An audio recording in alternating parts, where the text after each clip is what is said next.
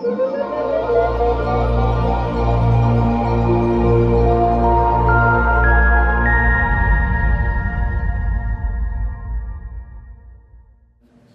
of all, to say thank you to Avi, our video man, who looks after the Shema Bni website. Please have a look at the website, shemabni.org.uk, for all the upcoming programs. And also thank you for videoing as well. Thank you, Avi. Amazing. Okay, so before I introduce Rabbi Silkin, our first speaker, just a quick introduction. B'chodesh hashlishi, on the third month, the Seis Bnei Yisrael Meretz Yisrael, when the Bnei Yisrael departed from the land of Egypt. By Yom Hazeh, on this day, Ba'om Midbar Sinai, with an excitement, they came to Har Sinai. And it's interesting, we learn, Rashi brings down the Gemara, B'Yom Hazeh, that every day we're fresh, as if we received the Torah today. So the greatest thing we can do is prepare to receive the Torah. And the Pasuk carries on, Vayisu Merafidim, and they left Refidim, and they came, Vayvo Midbar Sinai, came to Midbar Sinai. And the Orach Chaim HaKadosh says, Refidim stands for Rifo Yad, to be lax-handed, to be lazy. So one of the first important keys to receive the Torah is to move away, journey away from Refidim, move away from being lazy. So I think everybody here has demonstrated on Sunday morning that you're all ready and raring to go to receive the Torah. So well done, and yeshar koach to all of you for coming, and please enjoy the seminar. So without any further ado, I'd like to introduce my good friend, Rabbi Shimshon Silkin Shlita, who's very kind in his busy schedule to speak the opening lecture, Strengthening Our Emuna in the Torah and Sinai, which is really a truth and authenticity of the Torah and Sinai. Important thing to receive the Torah, to know exactly what we're getting, what's it all about. So enjoy, and thank you so much, Rabbi Shimshon Silkin of Klall Chazon. Thank you very much. Thank you, everybody. I do have some source sheets to hand out in just a moment, but I think the biggest thanks really needs to go to Rabbi Stepsky, his Rebbetzin, this amazing organization, Shema Bni, because they just do such tremendous work, and to bring a crowd like this out at 10 o'clock on Sunday morning, you've got to be something pretty special. So Rabbi Stepsky, everybody, he's the man, very much. The other brief introduction is that some of this material I would imagine quite a few of you are familiar with, but the truth is that is not a problem, because every year we get into this week, we get into these days just before Shavous, and it's a time to prepare, and it's a time to get ready for that very special holiday. And of course, the holiday of Shavous is all about receiving the Torah. And early in the morning, or maybe a bit later, depending on how long you last the night, Shavuos night, we are going to hear the story of what happened. We're going to hear the gathering of the Jews at Sinai. We're going to hear about the giving of the Ten Commandments. And nobody in shul has ever been heard saying, "I heard all this before." Right? Nobody's ever been heard saying, "Well, didn't we learn this a few months ago in Parshas Yisro? Didn't we learn this last year when it was last year?" Right? You don't find that because it is necessary to review. It's necessary to go back. In fact, not just once a year, not just twice a year, not even 100 times a year, but actually 365 times a year, because there are 6 zechiros, 6 remembrances, six commemorations that we are obligated to remember, and we're obligated actually to verbalize every single day. They are printed in the Siddur.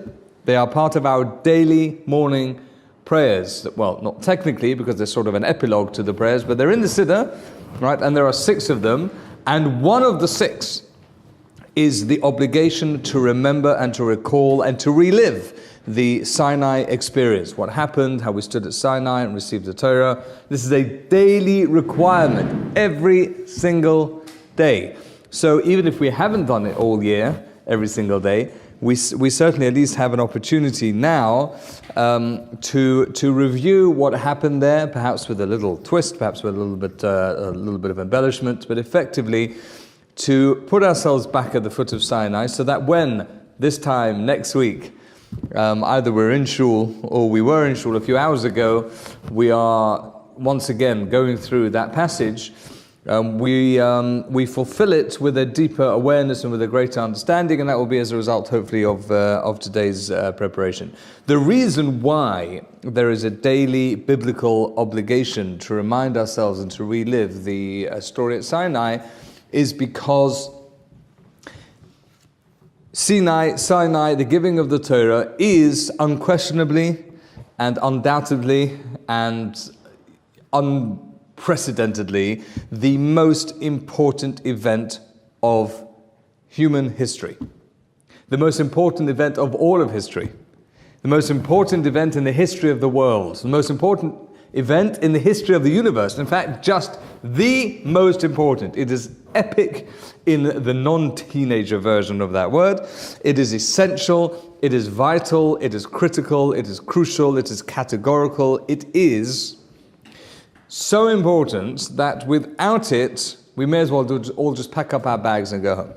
Without Sinai, we have nothing. We have no purpose to live. We have no purpose to be Jews. We've got no purpose in the Torah. We've got no purpose in Israel. It is all about Har Sinai. What happened there is the basis and the foundation of absolutely every single thing that all of us do. You wake up in the morning, you think to yourself, I've got to wash on the right hand, left hand, right. No. Hold the right hand, pass it to the left hand, wash on the right hand. All of this, how you tie your shoes, left shoe, right shoe, left shoe, right sleeve, getting dressed there, going to shul to fill in this, talis, it's all predicated upon one event. And this event is the giving of the Torah at Har Sinai. If you cut out that little passage from the Torah, you are left effectively with nothing. We are just like everybody else. It is Sinai that sets us apart from every other movement, every other religion, every other system, every other nation. It's what defines us, it's what identifies us, it's what makes us, it's our constitution, it's our reality, it's our foundation, it's everything. If there was one passage in the Torah that we had to read, people might say, I know, the passage of Bereshis, so the creation of the world, of course, God created the world. No. In fact, we only know that God created the world because of Sinai. Otherwise, anyone could have written that story. We only know anything because of Sinai. We only know about Abraham, Yitzchak, Sarah, Rivka, Yaakov, Rachel, Leah. We only know about them because of Har Sinai. There's nothing that doesn't trace itself back to Har Sinai. And this is why, perhaps, we are given this mitzvah. It's an enormous mic. We're given this mitzvah. Oh, look at that. So trendy. That's why we are given this mitzvah to commemorate the events at Sinai all the time, every single day. And if not every single day, then at least on Shavous, and that's why I believe Rabbi Stepsky very cleverly selected this subject as one of the topics of today's seminar, because it will mean, just simply reviewing what it means, Har Sinai, it will help us just get ready for Shavuos that little bit better, I do believe, and it'll make Shavuos that little bit more meaningful. Okay, so with that brief introduction, I would like to distribute some of these source sheets, if I may. Thank you very much. Oh, left one behind in case that was necessary. Amen.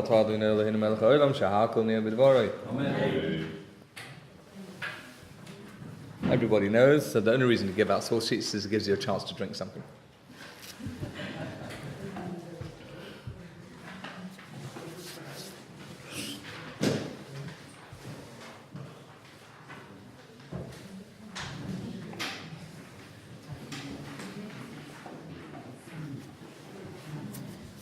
Okay, let's make this a little bit interactive. Quite a few faces here that I actually recognize, so don't feel shy.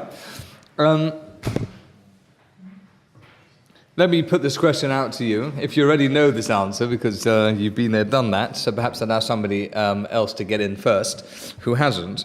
But anyone who's ever been to a library, that's a place where they have books on shelves. It's not something that the young generation are familiar with nowadays, but I believe there's one right next door. Is it still open? Does it still function?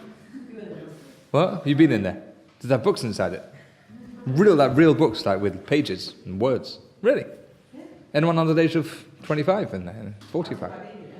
Ah, there you go. No, well, your baby's very advanced. Read in his sleep. Fantastic. But if you were to walk into a library or to walk over to any bookcase that had books on it, and you were looking for a storybook, you would effectively find one of two types of stories.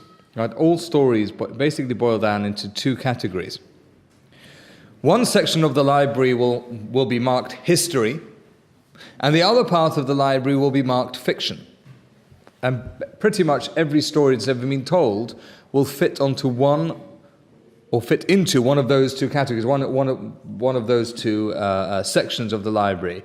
Let me ask you, what type of story or what type of book might you find in the history section? Anything. An account of some historical event. A book about what? World War II. World War II. That's a good start. World War II. Any books about World War II will be found on the history section, unless you're in a library in Iran, of course. Mm-hmm. Anything else? Any other historical event? Any war? Everyone knows the famous war that everybody knows in history. It's marked by its famous numbers. Battle of Hastings in? Yeah, let's do better. Battle of Hastings, everyone say that in? 1066, right. So you might find the Battle of Hastings on the shelf in the history section. Anything else? Give me one or two others. Greeks, Romans. Sorry? Ancient Greeks, Romans. Yeah, the ancient Greeks. Give me something specific, an event. Yeah? Sorry? I can't hear. Diaries? But what, no, but I need an event. Diaries wasn't an event. Diaries is something about an event. Give me an event that's actually happened that you'll find that they might teach on a GCSE course, on an A-level course, and I might find in a baccalaureate. Exodus? No. Let's not be too religious about this. Just give me, come on, people. Everyone learned history up until you dropped it. The Spanish Revolution. Sorry?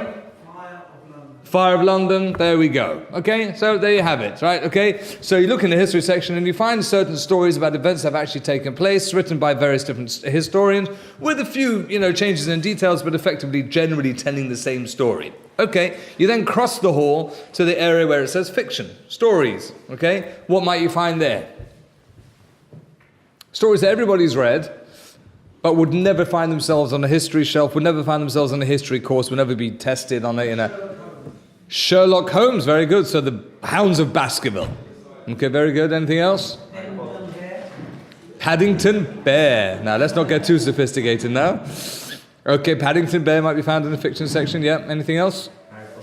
Harry Potter. Yeah, some say Harry Chai, if it depends whether you're allowed to read that stuff. Yeah, Harry Potter might be on there. Mm-hmm. Anything else? How about some of the classics? Jane Austen's books, yeah, will be on there. Pride and Prejudice. What else did she write? Emma. Yeah. Showing off my Parder's House English literature now. Anything else? The full extent of it. Don't ask me anymore. Anything else? Animal Farm. Yeah. How about some of those stories like Harry Potter and Animal Farm? As soon as you open the front cover, you're reading nonsense, right? You're reading obviously something that couldn't have happened. But some of the other stories that you've given me are more likely to grip your attention as they're presented as historical facts. So, for example, the examples I might have given, I'll give you one, see if you can give me one back, is Robin Hood. Everybody's read Robin Hood, everybody's heard of Robin Hood, everybody knows the story, Sherwood Forest, Little John, all of that, right? Is he in the history section or in the fiction section? It's in the fiction section, right? No, it's a story. So give me another one like that. King Arthur and the Knights of the Round Table. Right, grand classic story. King Arthur, the table, the knights, the whole works, right? History? Is it historical? No, I've actually been to the King Arthur's castle. Anyone have been to King Arthur's castle? No? It's a little town called Tintagel in Cornwall. Beautiful spot. Beautiful place. You absolutely have to go down there and see it to believe it. Stunning. Beautiful spot on earth. But, of course, wasn't it? They got Merlin's cave there, the bottom of the cliff. Odd, as they say in the mother tongue, odder name, mistoma name, no more me. Right? In other words, highly unlikely. So therefore, the story appears in the fiction section. Is everyone together? Right. Here now comes the academic question. What is it that places the history books on the history shelf and the fiction books on the fiction shelf? Well, let's think about it for a second. What is it that makes a history book a history book? What makes an event in the past wear the proud cloak of history, right, rather than being reduced to the section that is regarded widely as fiction. Fiction. Hold on a second. What is it, right, that makes that difference? What makes a historical event historical? What do historians agree needs to happen in order for an event to be considered historical, in order to be passed on from generation to generation as something that actually did happen, as opposed to someone's imagination running wild? Evidence? What evidence have you got for the Battle of Hastings? People that experienced it. 1,000 years ago. Have you met them? No. So how do you know it happened? Maybe someone just wrote a story. Once upon a time, William the Conqueror, Hastings, Sussex, blah, blah, blah, blah, beaches. Blah, blah. How do you know? King Harold. Was it King Harold? Was it King Harold? Witnesses. Sorry? Actually, Witnesses? John, what do you call it? Robin Hood had witnesses. All the people living in Nottingham saw Robin Hood. It says explicitly in the book. You know, the sheriff and all that, you know, the arrows, the whole works, it's all in the book. facts. Right, Little John. What facts? The facts are there in the book. Little John. Robin Hood. Sherwood Forest, Nottingham, sheriff. Well, it's all in there. All the facts are there. Independent? What? What independent? What independent witnesses? The fact it's been passed on, the story of Robin Hood has been passed on ever since the first story was written. Generation to generation, Penguin Classics has printed thousands and thousands and thousands and thousands of versions of this book in every single generation, and every single kid has read it. So why is Robin Hood any more authentic than the Battle of Hastings? I don't hear? Can't hear. If it's true, Yeah. doesn't get changed. Robin Hood doesn't change much. Forest is still called Sherwood. Nottingham is still called Nottingham. We've all driven through there, stayed there, maybe got to a seed weekend there. Anyone been to a seed weekend in Nottingham? No one? Highly recommended. Oh, am I allowed to talk about that? It's not. This is a rival organisation. Rabbi Stepsky, am I allowed to mention seed? It's fine. We're all friends. All friends. Maybe the fact that it happened in the past and it's still, you can still live it in the present. You can live the Battle of Hastings in the present? I hope No, not. I mean you can Get out of Hastings if you can. If you have descendants that telling the stories and still live it and they keep, I don't know, like Holocaust, there are still survivors and Okay, the Holocaust is quite different because it's still in our lifetime, and not for much longer, mind you, which is a bit terrifying. My grandmother, actually, who escaped on the Kindertransport, just celebrated, well, this year celebrated her 95th birthday. wow. And Bili Ayin Hora. And her husband, who served in the Royal Navy, also celebrated his 95th birthday. And here's to the next 95. But Baruch Hashem. But she got out on the Kindertransport, so not technically a survivor, but nonetheless somebody who can tell you about Nazi Germany, someone who can tell you about Europe, someone who can tell you about Kristallnacht. And there are other people who actually went through the war itself and can tell you stories. So that's not a good example because that's living now. I will share with you what the historians agree upon, even though historians often disagree on many things. All historians agree on this feature, this characteristic that is required and necessary to make a story, right, receive the official title of history, rather than just being in somebody's imagination. All historians agree that for an event to be considered authentic and genuine, this event, as some of you almost got there, will have to have been witnessed by a multitude of people. And that's what nobody remembered to say, or nobody thought of. It's not just witnesses, because Robin Hood also has witnesses, okay, and Harry Potter also has witnesses. Right, Harry Potter is not just about one boy running through wherever he's running through, right? He doesn't play Quidditch by himself, right? There are others, right, in the story, so there's plenty of witnesses. The point is that the story, the event, has to have been witnessed and experienced by a multitude of people. It's a very important point. So the Fire of London everybody in London and in the surrounds will have known about it and experienced it. The Battle of Hastings, everybody in England and in Europe, on the other side of France, will have known about the battle, right? Whereas, if a story is only about a tiny little group of people, for example, Robin Hood, right? So Robin Hood is a rebel, right? He robs from the poor, rich, gives to the poor, there's a sheriff. He's talking about a handful of people, 50, 60, 70 people maximum involved in the story. Maybe, maybe not. Anyone can make up a story like that. Right? Even if they're trying to claim that's historical, it's still possible to try and make it up. What you can't do, right, and what history effectively is, and why it does not belong on the fiction shelf, but belongs on the history shelf, is an event that hundreds, thousands, millions of people are talking about. So it's possible, right, that you can have a small multitude. There is a debate amongst historians as to how many people constitutes a multitude. Right, okay. So I saw somewhere maybe 100,000, whatever it is. Okay, you know what's really interesting, for example, UFOs, UFOs as the Americans call it, right? Unidentified flying objects, right? Until not so many years ago, the military actually kept open its file on UFOs because they kept getting reports from their pilots, helicopter pilots, plane pilots, of sightings of UFOs. Right? They had records of people having absolutely sworn blindly that they had seen a UFO. Right? But you'll notice there's one common denominator amongst all the stories, runs through all the stories, that the UFO is always sighted by one guy or two people flying a helicopter, or walking, this fellow walking his dog through a cornfield in Oklahoma, right? And it's always this one fellow with his dog that gets captured by these aliens and gets swept up into this spaceship and taken to Mars and what, right?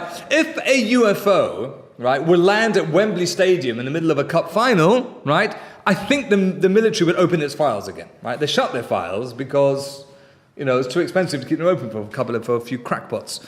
But, I mean, let's not call them crackpots. They might have had a vision, they might have seen something, could have been a hallucination, you never know what it is, right?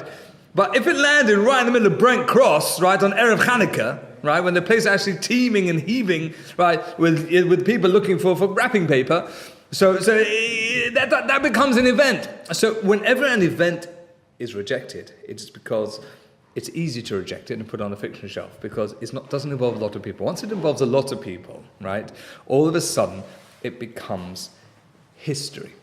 Now, we live in the age of fake news, right? Fake news, which, as somebody once defined it, is any item of news that you don't like.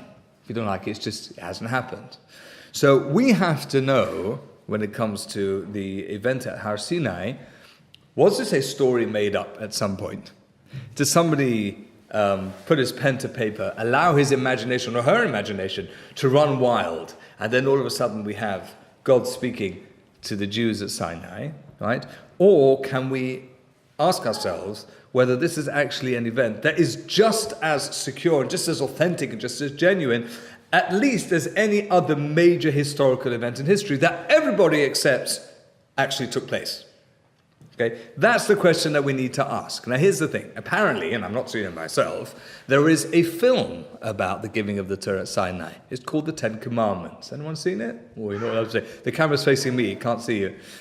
All right, there's a film called The Ten Commandments. Okay, some people have seen it. Apparently, in this film, I have been told, the Torah is being given to the Jewish people, except it's not. Because what's going on is that Moses is on top of the mountain receiving the word of God, and the ancient Israelites are doing what? Calf. They're worshipping the golden calf.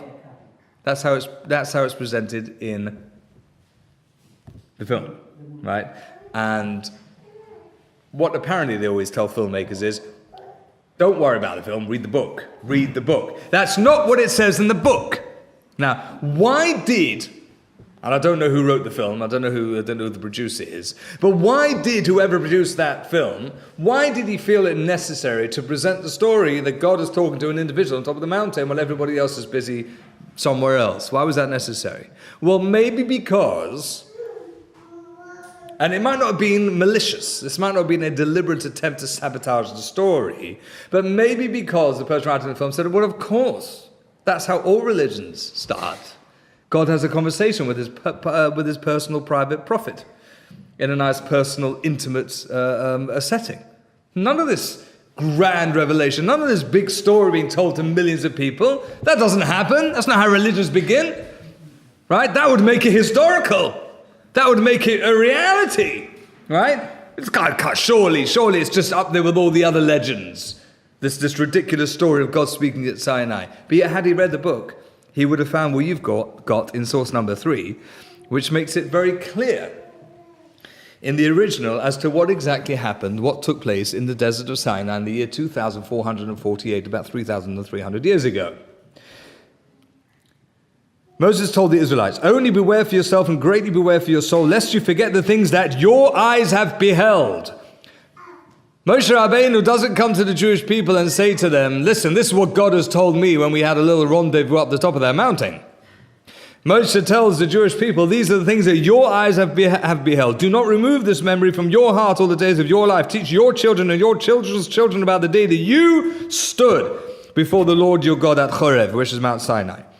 God spoke to you from the midst of the fire. You were hearing the sound of words, but you were not seeing a form, only a sound. He told you of his covenant, instructing you to keep the 10 Commandments, and he inscribed them on 2 stone tablets. And not one single Jew stands up and says, "Excuse me, Moshe, not me." Not one. There's not one voice of protest. And we're talking about the Jews here, by the way. The most argumentative, cynical, disbelieving people on earth. You can't sell a Jew anything until he's checked it out 5,000 times.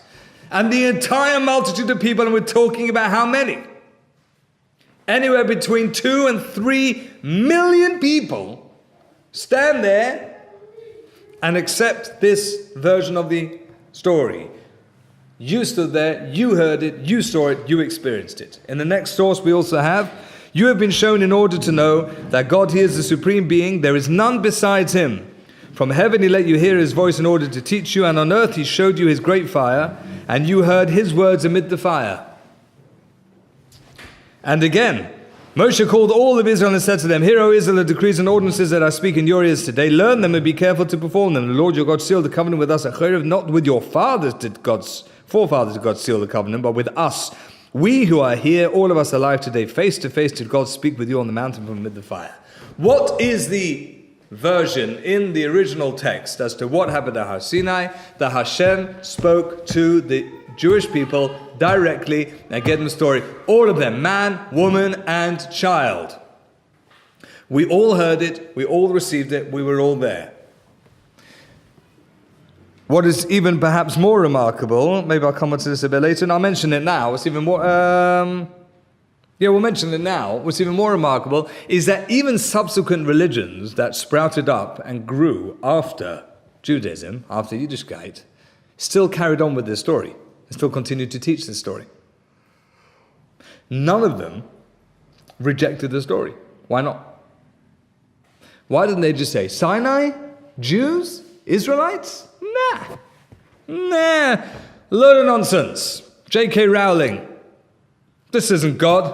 This isn't a reality, right? They've got it all wrong. This is what happened. None of them. What do they refer to it as? The Old Testament. And now we have a New Testament. But the Old Testament is still viable. It's still true. It's just that God changed his mind later down the road, and soon we'll address that, right?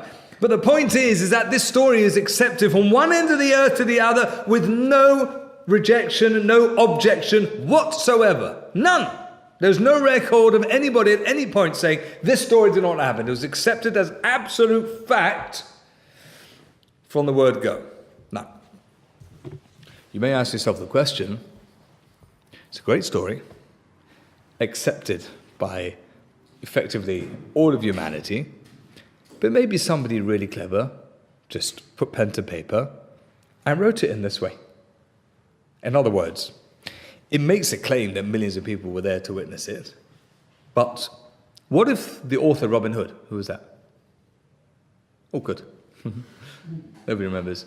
Maybe the author, Robin Hood, maybe could have said, and hundreds of thousands of people, right, witnessed the great fight at the bridge between Robin Hood and Little John. Yeah, they were all gathered there. And he wrote that in the book, that hundreds of thousands of people came to see it. What would you say?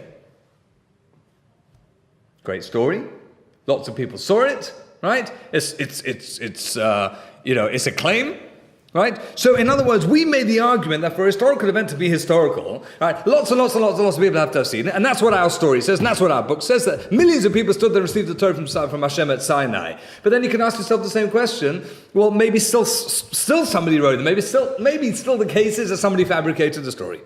Maybe somebody just wrote that millions of people coming out of Egypt came to the mountain at Sinai and they stood there and received the word of the law from Hashem. Who said, right, that just because it's written that there were millions of people, that actually there were millions of people? Okay, so the intellectual argument in order to counter that claim is actually very, very straightforward. And you could do it in your own language. I like to talk about the London monkeys at number 4. Remember the London monkeys? Remember that there was that ship that blew off course, and there was full of monkeys. They were going to Madagascar or something, and they landed up in the harbour at Plymouth, and all these monkeys basically landed up. No, you remember this? Remember that? All these monkeys escaped from the ship, and they basically invaded southern England, and some of them got all the way into London. They were seen climbing Big Ben, or these big hairy monkeys. Remember all that? You don't remember that? No. Everyone remembers that. What? It didn't happen. You're Israeli, what do you know? You weren't here at the time. No. Seriously, remember the London monkeys? You can try this on anyone, by the way. I think in America they talk about, remember how America sunk underwater for 10 years. Right? Whatever story you want to make up, of course you don't remember the London monkeys because it never happened. But how do you know? I'm telling you now that it happened. I'm telling you now, right, that hundreds and hundreds of monkeys stormed off the ship in Plymouth and all made their way up the Thames, right, to London. They were seen climbing all over the House of Parliament, right, and everybody saw it, everybody was there, right? How do you know that didn't happen? We never had one. Okay, you can't steal all my thunder at once. Just because you, the Israelis, won some competition last night with some chicken stuff. Right? I'm talking about monkeys, not chickens. Yeah, so, how do you know I'm not telling you the truth? How do you know? Are you saying you don't trust me? Are you saying you don't trust me? I've got smicha, you know. Well, how do you know it's not true? How do you know it's not true? And the answer is exactly as you said, which is that any major event that ever happened, right? If somebody would walk in and say, listen guys, remember, right, the monkeys, right? You'd all say, strange, right? Looking at each other. If this event would have happened, either I would know about it, or at least my parents who lived in that generation would have told me about it. Such a major earth-shattering event of that description, of that magnitude, everybody would be talking about it. There will be records of it. It will be the talk of town. And if it happened 100 years ago, my grandparents would be talking about it. And if it happened 500 years ago, they would have it down from their grandparents. Anything of significance, of anything major, of anything big, would be spoken about, would be handed on from generation to generation, handed down from generation to generation. In other words, it is impossible to fabricate history. You can write Harry Potter all day long, because you're not claiming it to be historical. It's hysterical, not historical, right? You can make up stories, right, all day long, and you can even talk about all the people that were there. As long as you're not claiming it to be a true story, people will buy your book. The minute you actually claim an event to actually have happened, yeah, once you say, if you say it happened to some lone person, as I said, walking in the fields in Oklahoma, okay, odd, I don't know, it could be, I don't know, you can write the story, it might even get published in some tabloid, maybe. But once you want to write a story, and you want to claim it to be historically true, and therefore verifiable, right, you need it to be a story, right, that actually happened. Otherwise, the story never gets off the ground. Because at what point in history do you think that the Jewish people said, oh, listen, guys, you know, imagine them living, I don't know, in Poland or in Prague, and some very charismatic, you know, orator, rabbi, gets everybody into the town square and says, listen, guys, you won't believe this, but 2,000 years ago, God appeared on this mountain in the desert of Sinai, and he gave us this book, and it's full of these laws, and you've got to keep Shabbat, and everyone's going, and then what are you talking about? What are you doing? Where are you coming from? You know what? You had too much. Whatever. Go easy on the L'chaims next Friday night. Have a good night's sleep. And we'll see you later. What's going on here? You can't suddenly just create a story, a true story, out of thin air. Now, this is what's absolutely American. Sorry, go on. Go on. I said America. We have someone claiming, supplying video evidence to the contrary, that he had the biggest inauguration in the history of the presidency, and tens of millions of people actually believe that. What, that he had more people than Barack Obama? Or whoever. I mean, even though they've seen the pictures and you can see that the Washington is half empty. Do they? Who said they believe it? They don't believe it. I don't know. But there again, you're dealing with detail. Was it? Well, I don't know how many thousands could fit into that the monument. Not monument. What do you call it? What's that stretch in front of the White House called? The Mall, not the Mall. We call it the Mall in front of Buckingham Palace. What do they have? What's the area that they flood for the inauguration, for the inaugural speech in America? Oh, you're American. No, what's it called? That whole. It is called the lawn. It's called the lawn. Presidential lawn. No, the lawn is actually within the gates of the White House. You've been out of there too long. You need to get back. But you're Texan anyway, so it doesn't count. That whole stretch, it fits thousands of people. Sorry? The place? You know the place. Anyway, so you're talking about a few thousand more or less. They were talking about, did an event happen? And no one's debating whether Trump was actually inaugurated at the White House. No one's debating, right? There's even rabbinic debate about how many people actually stood at Sinai. Because you counted 600,000 males, and you've got to count that's between the age of 20 and 60. You've got to add the children, you've got to add the women. So is it 2.3 million, 2.4, 2.6? It doesn't really matter. You're coming down to detail, the fine details, doesn't matter. When you're talking about the event actually happening, how many buildings burned down in the fire of London? I don't know exactly. How many people died during the Battle of Hastings? I don't know, but we know it happened in 1066. We know it happened in Hastings. But his was actually quite incredible. And we're not here to knock anybody.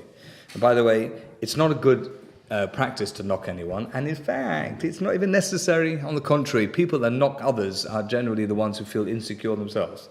People that are secure within themselves never find the need to bully anybody else, right? The bully is always the one who is the least confident and has what's referred to as internal fragmentation.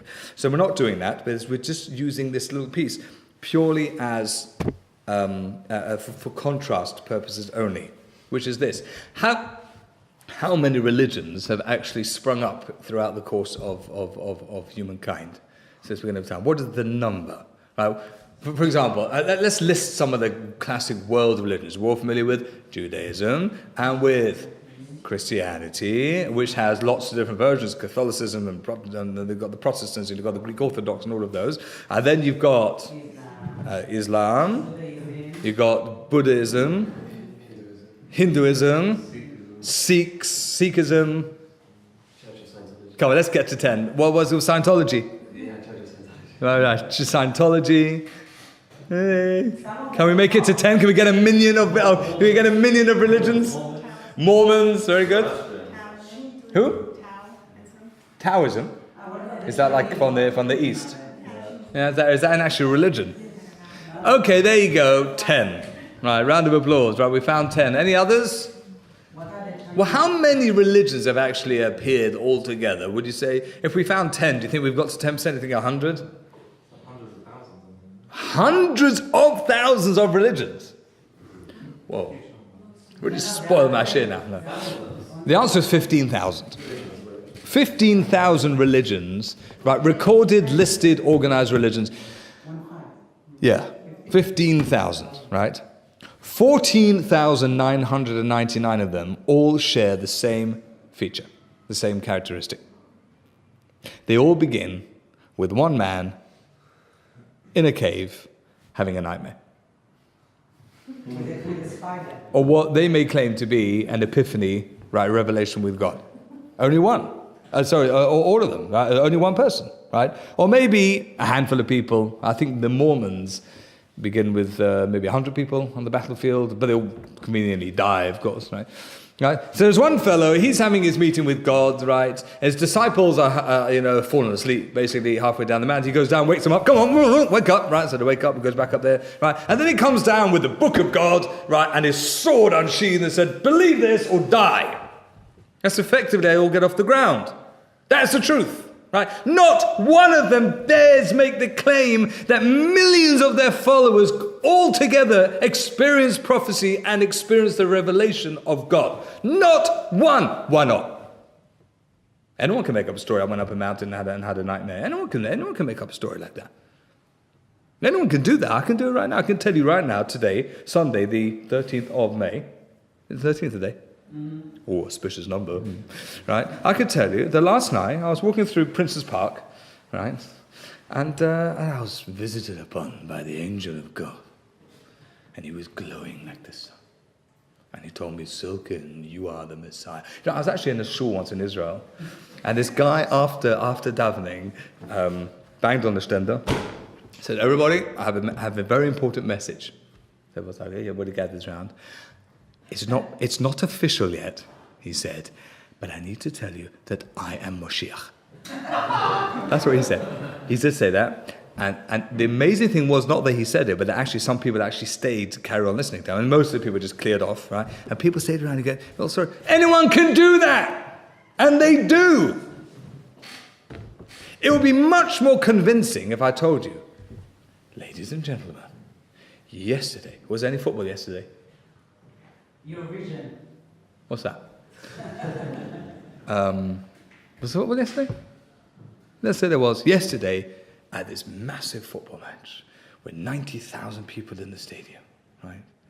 I, your Savior, was brought out into the center circle, and angels descended from the heavens in front of the tens of thousands, multitudes of people, and they visited upon me, and they gave me this new book that says you must paint all your houses green by 6 p.m. or you will be visited by leprosy. Hey, I can tell you what. Right? Could I make up a story like that? I will be locked up and sectioned immediately, right? Because what are you talking about? That didn't happen. We know it didn't happen because had this happened in viewpoint of thousands of people, as you claim, every newspaper would have it as their headline this morning. The Sunday Times would have it splashed across their headline, right? Every single newspaper. But if I told you something happened to me as I was flying my helicopter and I saw this strange spaceship with its green marshes hopping about, right? Maybe. So if it's so much more convincing to tell a story that was experienced in view of millions of people, then every single person would do that. The answer is they can't. Because no one can. You can't make up a story that you claim to be history. You can make up a story that you claim to be fiction. So how did the Jews do it? And why do the great Abrahamic faiths support the story? The Christians don't deny this. The Muslims don't deny this. Nobody denies this happened. They just say that God rejected the Jews. It went with somebody else. And then you need another lecture on that one to show why that's not true. But why don't they either reject the story or make up their own? And the answer can only be one answer. The Sinai experience did happen. It cannot be fabricated. If it could, everybody would. All 14,999 of them would do that. It is not fabricatable. You cannot make up historical events. We know it happened because it did happen.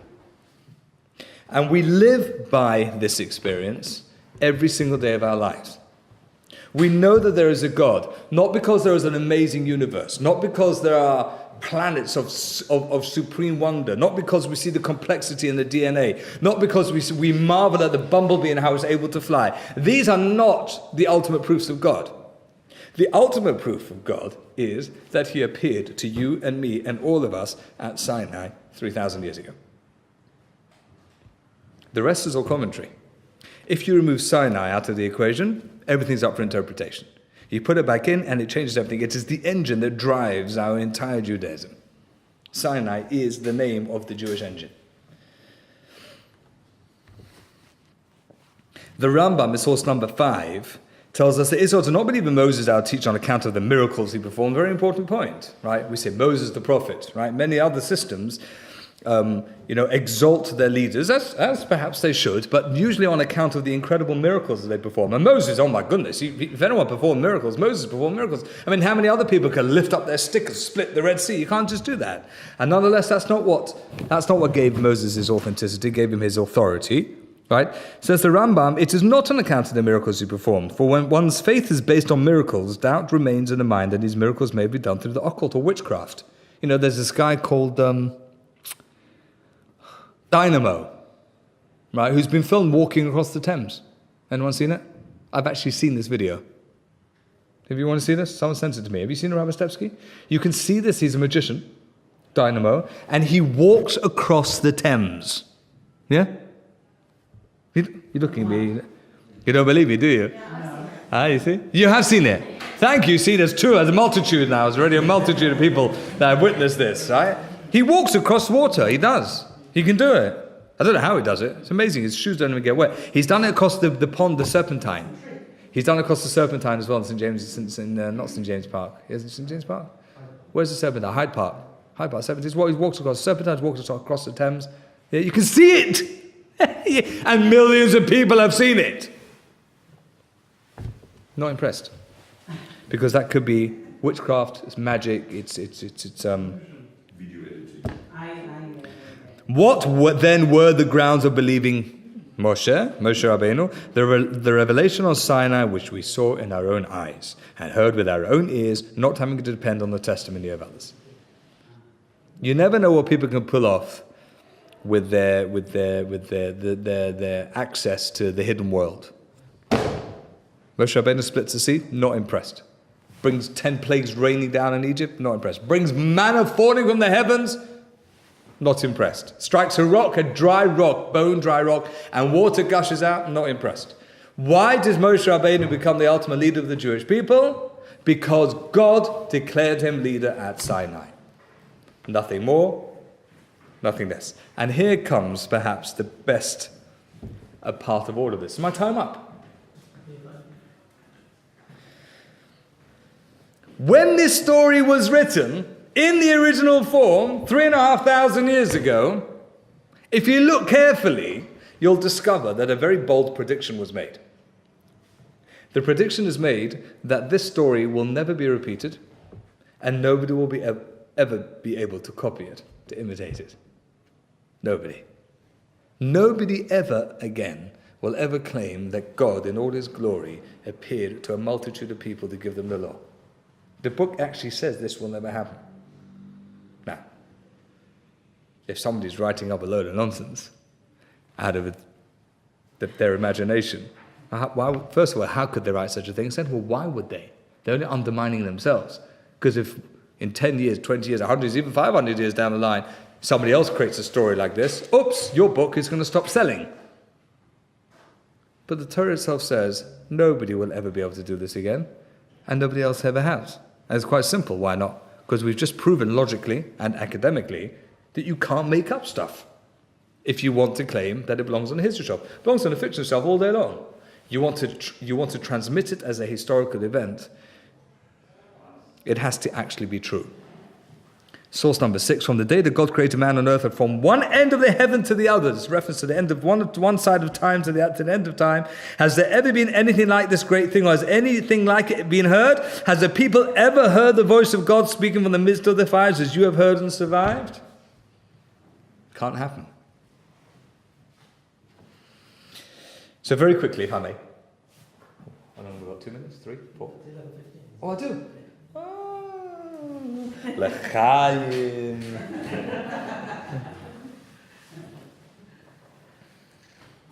What about the claim? Okay, so God gives the Torah to the Jewish people, and it really did happen, and that's why nobody even tries to reject it, and nobody since has tried to replicate it, because you can't replicate something that's actually an actual event. But maybe they have a point. Maybe God overestimated the Jews. I mean, after all, 40 days after the giving of the Torah at Sinai, they're prancing about a frisky little calf. Those sinners, those Jews. And then you find they're complaining about this, complaining about that, and then the spies, and then God says, right, that's it. Right, this is going to be a day of mourning. So maybe a little bit further down the road, God says, do you know what? Maybe, yeah, I'm going with somebody else. He's one of them. He's one of their own. You know, he's one of our own. Yeah, but I'm going to start a new movement with one of our own.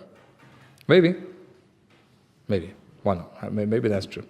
Maybe there really is a new book that we need to be following, and the old book is a bit too much. I mean, after all, I remember sitting on an airplane with a co-passenger who was of a different religious persuasion. You're asking how I knew? Well, around the neck sort of gave it away. And we got into a religious discussion.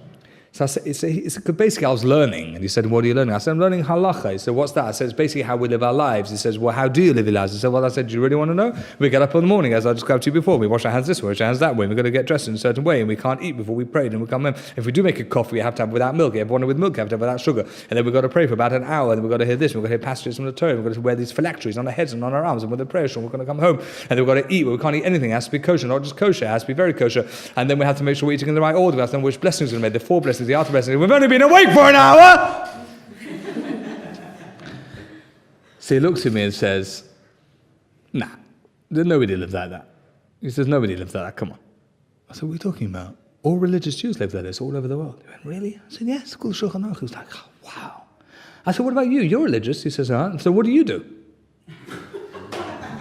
I said, what do you do? What does it mean? He says, well, I go to church. I said, what, like 3 times a day? He says, I try to go on Sundays. Try to go on Sundays. He always says to me, is there anything else? Not really. Not on a regular basis. I try to be a good person. I said, I know, but what do you have to do? It was like this silence just descended on this. You can do anything. You have to do anything. There's no way you have to wash your hands in the morning. There's no way you have to eat. Eat what you want, do what you want. And even if you sin, you've been atoned for in retrospect anyway. So there was nothing to do, right? So I said to myself, this Old Testament thing, maybe God said, it's just too much. Just be a good person, be kind and charitable, right, and fair, right? Attend the occasional mass, and you're done. What's all this washing and then? Who needs it? What bracha do you make on cornflakes? Are they? What's it called? Not pasteurized. What's it called? There's 2 types of cornflakes. There's Kellogg's cornflakes, which retains the original corn, and then there's when they pulverize it. What's it called that? When they pulverize it into powder, reconstituted, then they recreate the cornflake out of the powder. So according to some halachists, that should only be shahakol now, because not, you understand? Some similar thing is the shahakol, but then shall I make a shahakol on the milk? Because I've got the milk in my cereal. Do I have to make a bracha on the milk as well as my cornflakes? Well, not really, because the milk is toppled to the ikka, but then I want the milk and I'm thirsty, so I give myself a second glass of milk. Maybe I don't need all this! Yeah? Maybe God said, it's over, I'm going with somebody else.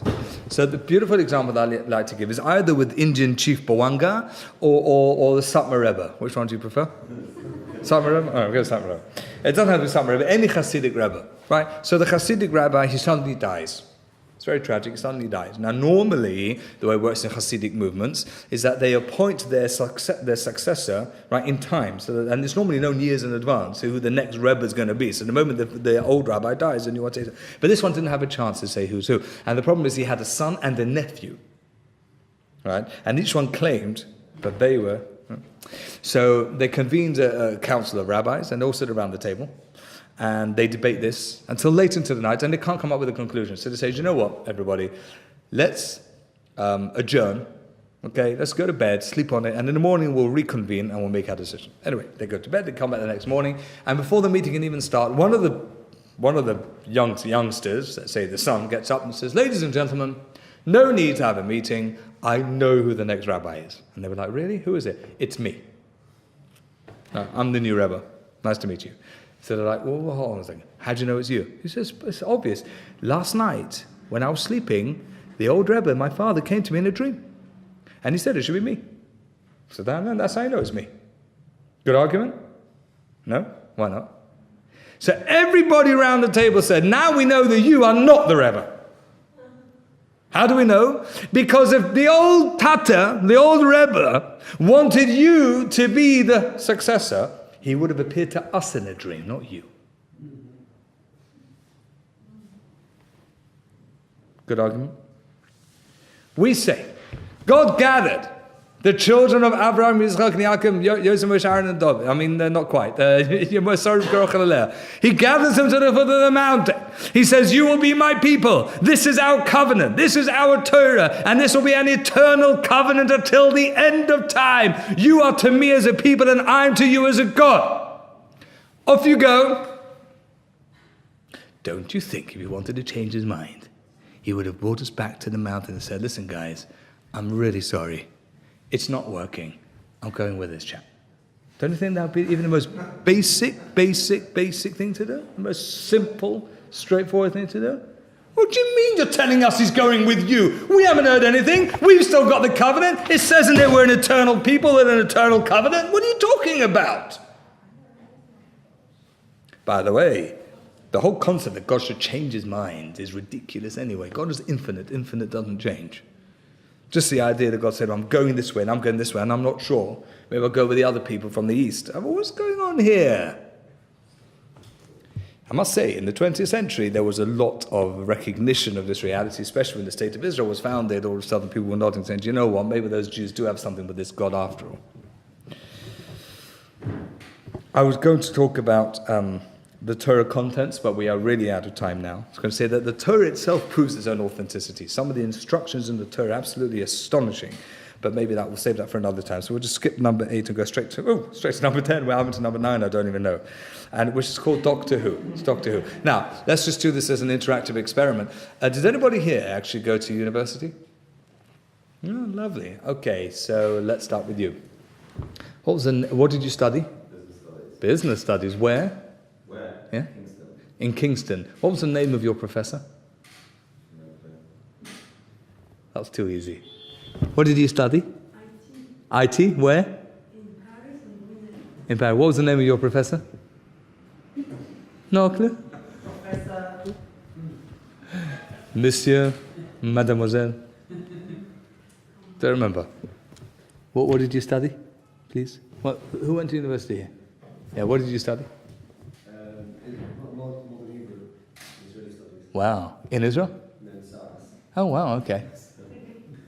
And the name of your professor? Julie Conflict. Oh, and the name of your professor's professor? This is always what happens in a crowd. People went to college or university. Most don't remember the names of their professors. And if they do, they certainly don't know the names of their professor's professor. And if they do, professor, not a chance. But Rabbi Stepsky, you went to yeshiva. I don't want to put you on the spot. But I'll bet my bottom dollar you know the name of your Rosh Yeshiva. Go on. Sunderland. And his Rosh Yeshiva, and his Rosh Yeshiva, and his Rosh Yeshiva, and his Rosh Yeshiva, all the way back to Sinai. No problem. No problem. Unbroken chain. Unbroken chain! All the way back to the source! There's no other system that can do that. From Moshe to Yoshua, to the elders called the Zakanim, to the Nevi'im, who are the prophets and the members of the Great Assembly, through the Tanoim, through the Amiroim, through the Gaonim, through the Rishonim, through the Achronim, till Lester Year, till the Rosh Yeshivas of today, till the Chavetz Chaim, till right now, to Rebbe Pavarsky, to Gabriel Knopfler, to me. Boom! And here's my one question for you. Which one of them was lying? Which one's the liar? The Vilna Gaon? Yeah? The Chida? Rabbi Ovadia? Was he a liar? Fat liar. The Ben Ish Chai? In the Chassidim here? By the Melech of Lezhensk? The Maggid Mimezrich? The Baal Shem Tov? Who's the big fat liar telling us all this nonsense? Making our lives a misery, what's left, what's right, left, you like, right, you left, left. There's no liars here. We forget that the Messiah, the tradition, has been passed down through the ages, through the hands of the greatest, almost most perfect human beings, saturated with holiness and kindness. We forget that little aspect of all of this. And how long ago was everything? 3,000 years, a long time ago. It's not that long ago. You're talking about 60 Seder tables.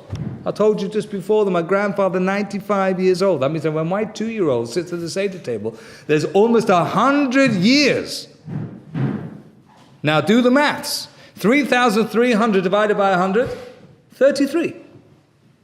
33. So today we live in good times. So 100 years is quite unusual. You can reduce it if you want. You can even double it.